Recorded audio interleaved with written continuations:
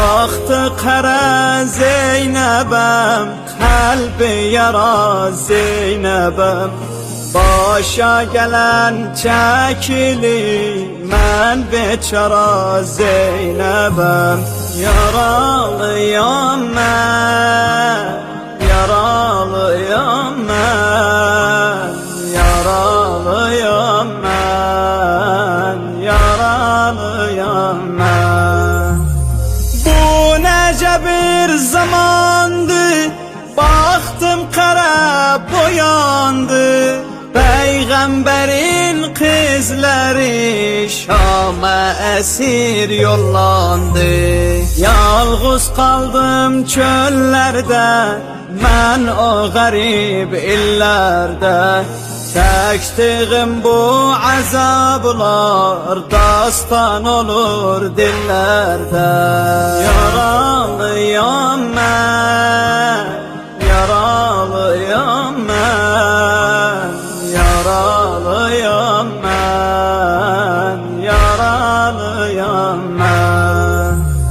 Çağırdı gel ey ana, hardasan gel bu yana.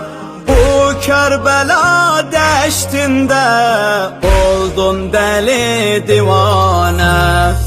Yiğit babam gel dade, ulaş bize imdada. Kalma Necef şehrinde, gel bura bak feryada. Yaralıyam ben, yaralıyam ben, yaralıyam ben, yaralıyam ben. Öldürdüler Ekber'i, ağlattılar Haydar'ı. Haber verin Leyla'ya, okladılar azgarı. Qasim toyuya soldu, Nefiğan'a ses oldu.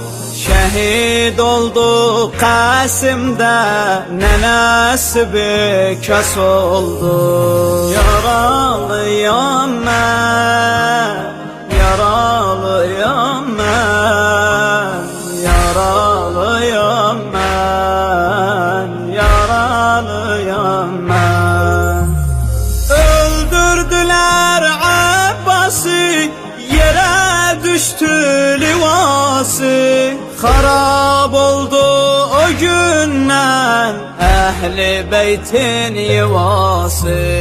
Ey muhibler ağlayın, başa kara.